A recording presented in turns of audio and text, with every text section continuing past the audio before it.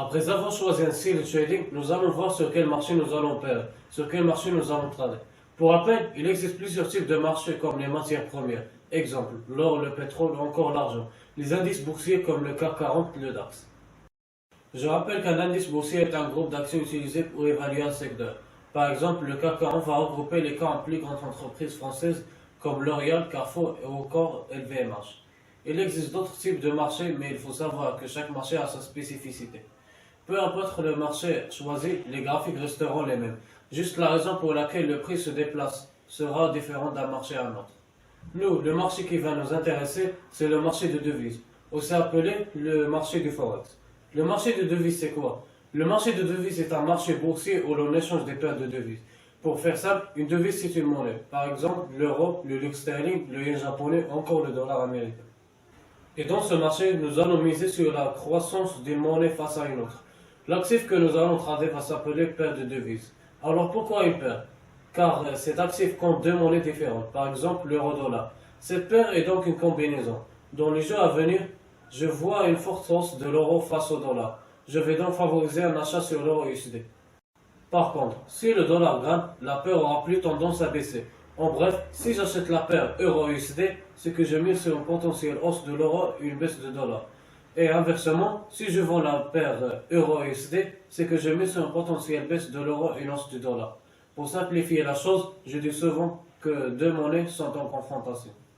La première devise, nous allons l'appeler la devise majeure, aussi appelée la devise de base. La seconde devise est appelée la devise de contrepartie, aussi la devise cotée. Alors, qu'est-ce qui fait varier le prix d'une devise? Il faudra prendre en compte la stabilité économique et politique du pays, propriétaire de la devise, ainsi que l'offre et la demande.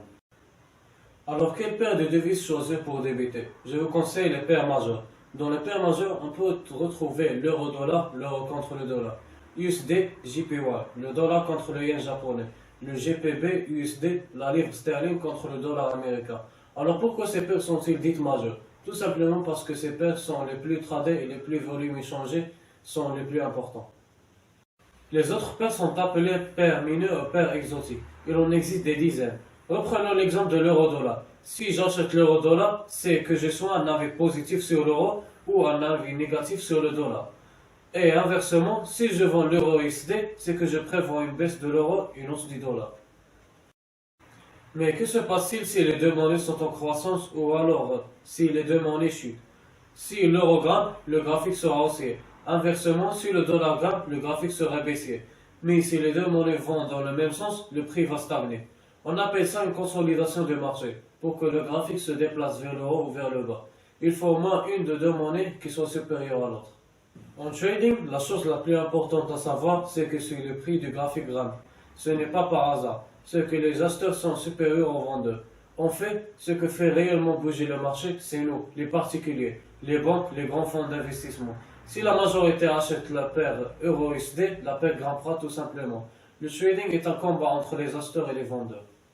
Et le but premier est d'identifier le sens majoritaire. Si les acheteurs sont supérieurs aux vendeurs, nous allons favoriser un achat.